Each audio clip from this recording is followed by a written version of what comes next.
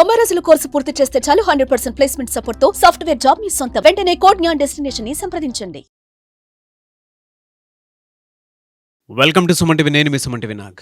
చాలామంది పిల్లల్లో అంటే టీనేజ్ పిల్లల్లో దాని తర్వాత ఏజ్ వచ్చేటప్పటికి 10 సంవత్సరాల నుంచి 15 సంవత్సరాల మధ్య వచ్చేటువంటి పిల్లల్లో కనుక మనం చూస్తే కొంతమందికి ప్రాబ్లమ్స్ ఉన్నా చెప్పరు.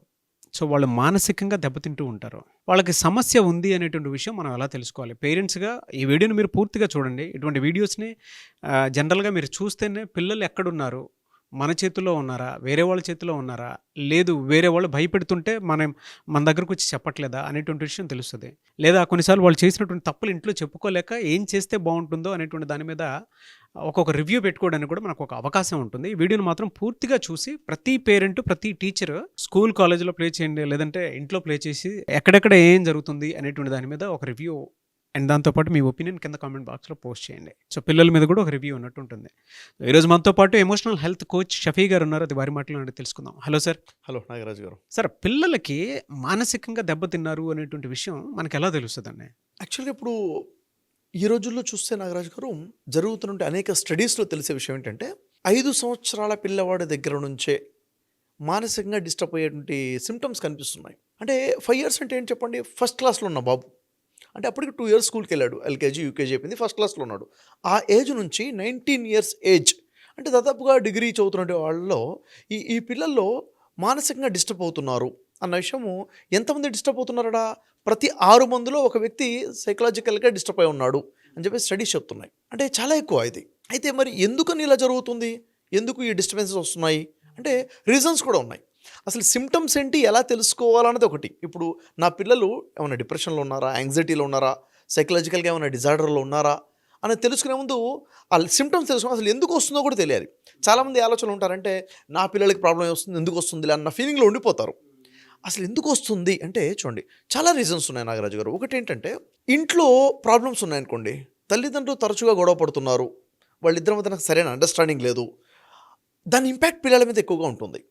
అలాంటి వాతావరణం ఈరోజు చూసుకుంటే మిస్అండర్స్టాండింగ్ చాలా పెరిగిపోతున్నాయి, పిల్లల మీద ఇంపాక్ట్ పడుతూ ఉంటుంది. అయితే పేరెంట్స్ పిల్లల మీద సరైన శ్రద్ధ చూపించకపోయినా, సరైన ఎఫెక్షన్ లేకపోయినా కానీ, అటెన్షన్ లేకపోయినా కానీ ఈ ప్రాబ్లం క్రియేట్ అయ్యే అవకాశం ఉంటుంది. రెండోది, పేరెంట్స్ పిల్లల మీద ఓవర్ ఎక్స్పెక్టేషన్స్ పెట్టుకుంటారు చాలామంది. నువ్వు ఇలా ఉండాలి, ఇలా ఉండాలి, ఎడ్యుకేషన్ రిలేటెడ్ కానివ్వండి, కొన్ని స్కిల్స్కి సంబంధించి కానివ్వండి, ఓవర్ ఎక్స్పెక్టేషన్స్ వల్ల కూడా కొంచెం స్ట్రెస్ పెరిగి ఈ సిమ్టమ్స్ వచ్చే అవకాశం ఉంటుంది. ఇంకా చెప్పండి, ఈరోజు ఎడ్యుకేషన్ సంబంధించి స్ట్రెస్ ఎలాగో ఉంది. వర్కింగ్ అవర్స్ కానివ్వండి, హోంవర్క్స్ కానివ్వండి, ఆ కాంపిటీషన్ కానివ్వండి, చదువుకు సంబంధించిన ఒత్తిడి వల్ల కూడా వస్తుంది.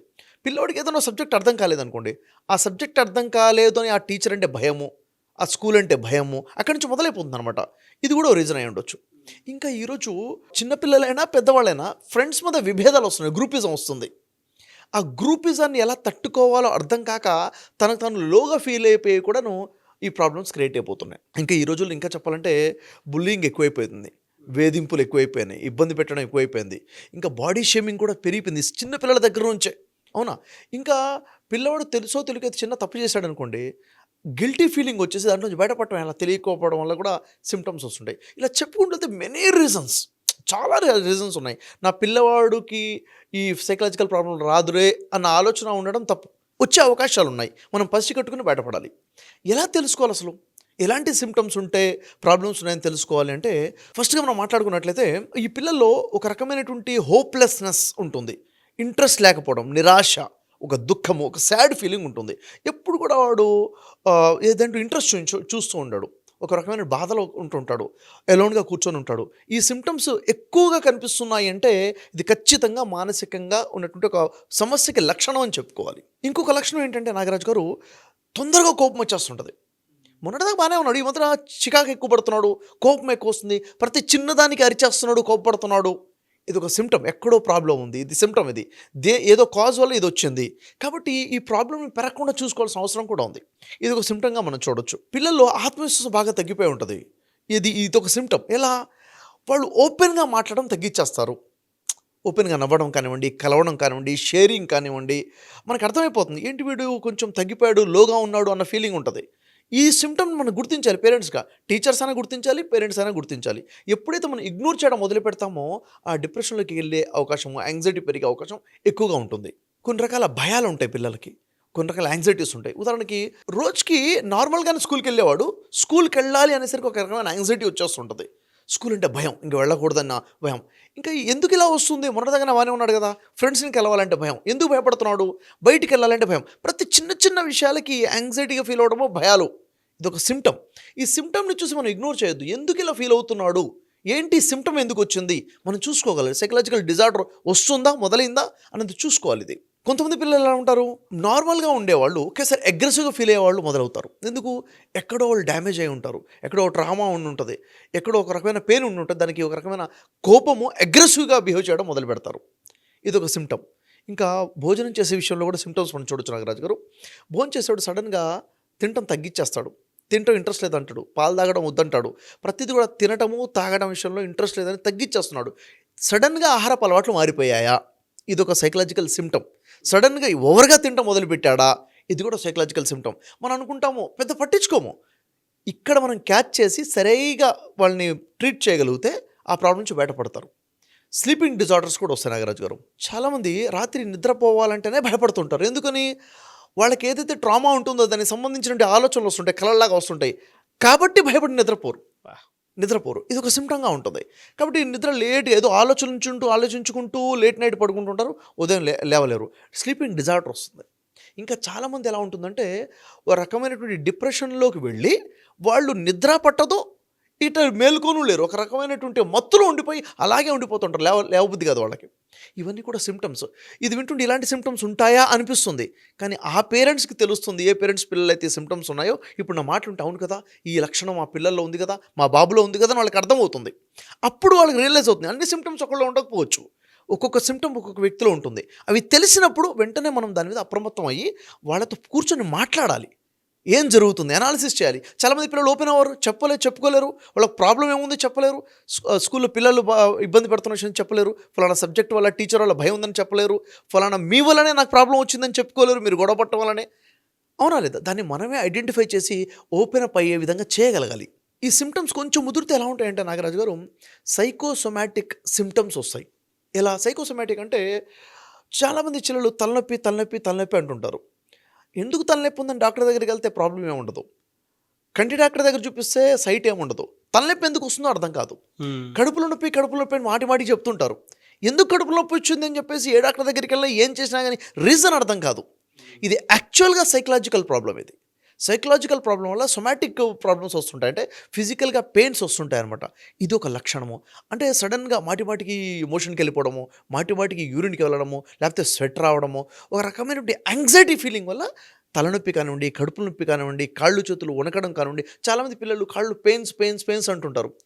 చాలామంది అనుకుంటే ఇది ఎందుకు వస్తుంది పెయిన్ అంటే, వీక్నెస్ వల్ల వస్తుంది, న్యూట్రిషన్ లేకపోవడం వల్ల వస్తుంది, ఎనర్జీ ఇవ్వాలి అన్న కోణంలోనే వెళ్తారు తప్ప, వాడికి డిప్రెషన్ ఉండడం వల్ల కూడాను, యాంగ్జైటీ వల్ల కాళ్ళు వణుకుడు ఉంది, కాళ్ళలో చోంట్లు వస్తున్నాయి, నొప్పులు వస్తున్న విషయం గమనించుకోలేకపోతారు. ఇవన్నీ కూడా సిమ్టమ్స్. ఇవి ఇంకొక రకంగా చెప్పుకోవాలంటే నాగరాజు గారు, పిల్లల్లో మరొక రకమైనటువంటి సిమ్టమ్ ఏముంటుందంటే, చాలా తక్కువ మందిలో ఉండొచ్చు, సెల్ఫ్ హార్మింగ్ వస్తుంది. వాళ్ళే ఇష్టపడటం మానేస్తారు. ఇంకా ఇష్టపడటమే కాకుండా తమను అసహించుకోవడం మొదలు పెడతారు. కాబట్టి వాళ్ళు ఫుడ్ ఇచ్చుకోలేరు, వాళ్ళ డ్రెస్ మంచిగా మెయింటైన్ చేసుకోలేరు, వాళ్ళ నోట్స్ని వాళ్ళే చించేసుకుంటూ ఉంటారు, వాళ్ళకి సంబంధించినటువంటి థింగ్స్ని వాళ్ళే డ్యామేజ్ చేసుకుంటారు. ఆటో బొమ్మలు ఉంటాయి పడేసుకుంటూ ఉంటారు, వాళ్ళని ఏ విధంగా డ్యామేజ్ చేసుకోవాలి, ఎందుకంటే వాళ్ళు ఇష్టపడింది వాళ్ళనే. ఇలాంటి సిమ్టమ్ కూడా కొంతమందిలో కనిపిస్తుంది. ఇలా ఉన్నప్పుడు ఖచ్చితంగా పేరెంట్స్ ఫోకస్ చేసి ఎందుకు ఇలా ఉంది, రూట్ కాజ్ తెలుసుకోవాలి. చాలా సందర్భాలు ఏమవుతుంది, రూట్ కాజ్ తెలుసుకోలేకపోతారు. ఎప్పటివరకు రూట్ కాజ్ని క్లియర్ చేయమో ప్రాబ్లం క్లియర్ అవ్వదు. మరి ఎందుకు వీడు ఇలా చేస్తున్నాడని చెప్పేసి ఇంకా పిల్లల్ని భయపెట్టడము, కొట్టడమే చేస్తారు తప్ప అసలు సమస్య ఏంటో అర్థం చేసుకునే ప్రయత్నం చేయరు. కాబట్టి ఇంకా ప్రాబ్లం పెరుగుతుంది. సో ఇలాంటి సిమ్టమ్స్ చాలా ఎక్కువగా ఉన్నాయి. ప్రతి 6 ఒకళ్ళకి ప్రాబ్లం ఉందంటే చిన్న విషయం కాదు కదా నాగరాజు గారు. అవును. కాబట్టి పేరెంట్స్ చాలా ప్రమత్తంగా ఉండాలి. పేరెంట్స్ బిజీగా ఉన్నారు, నో డౌట్, వాస్తవమే. అయినప్పటికీ పిల్లలు మన రెస్పాన్సిబిలిటీ, మన బాధ్యత అన్న విషయం తెలుసుకొని ఈ ప్రాబ్లం నుంచి బయటికి తేయాల్సిన రెస్పాన్సిబిలిటీ టీచర్స్కి ఉంది, పిల్లలకు పేరెంట్స్ కూడా ఉంటుంది. ఎలా సార్ అంటే, పిల్లలకు కొన్ని లైఫ్ స్కిల్స్ నేర్పించాల్సినటువంటి అవసరం, బాధ్యత చాలా ఉంటుంది. అవును. అటువంటి వాళ్ళు మీ దగ్గర ఏదైనా క్లాస్ తీసుకుంటే హెల్ప్ అవుతుంది అనుకున్నటువంటి పేరెంట్స్ ఉంటారు. అవును. వాళ్ళకి ఏమైనా ఆన్లైన్ వర్క్షాప్స్ లాంటివి ఉన్నాయా? ఉన్నాయి నాగరాజు గారు. యాక్చువల్‌గా ఏంటంటే ఈ రోజుల్లో పేరెంట్స్ సరైన ట్రైనింగ్ ఇవ్వలేకపోతున్నారు పిల్లలకి. Life skills నేర్పించలేకపోతున్నారు.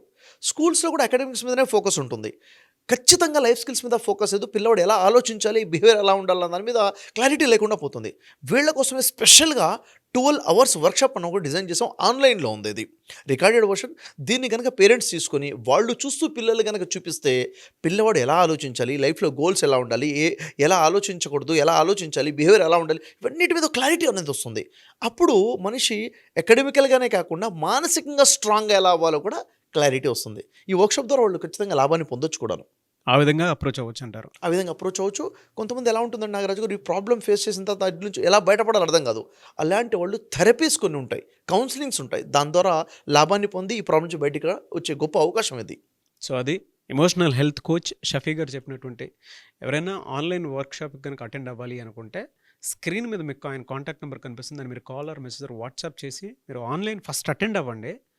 మీ పిల్లలు ఏం నేర్చుకున్నారో తెలుసుకోండి. దాని తర్వాత మీకు ఏదైనా డౌట్స్ ఉన్నాయి అని అంటే మీరు ఒకసారి షఫీ గారిని అప్రోచ్ అవ్వాలనుకుంటే త్రూ అపాయింట్మెంట్ మీరు డెఫినెట్గా కాల్ ఆర్ మెసేజ్ వాట్సాప్ చేసి మళ్ళీ మీరు అపాయింట్మెంట్ తీసుకోవచ్చు. అండ్ మీకు ఏదైనా డౌట్స్ ఉన్నాయి మాత్రం కింద కామెంట్ బాక్స్లో కూడా పోస్ట్ చేయండి. అండ్ ఇలాంటి మరిన్ని వీడియోస్ కోసం మా ఛానల్ ఫాలో అవ్వండి. Thank you so much Shafi గారు. థ్యాంక్ యూ అండి. వెల్కమ్.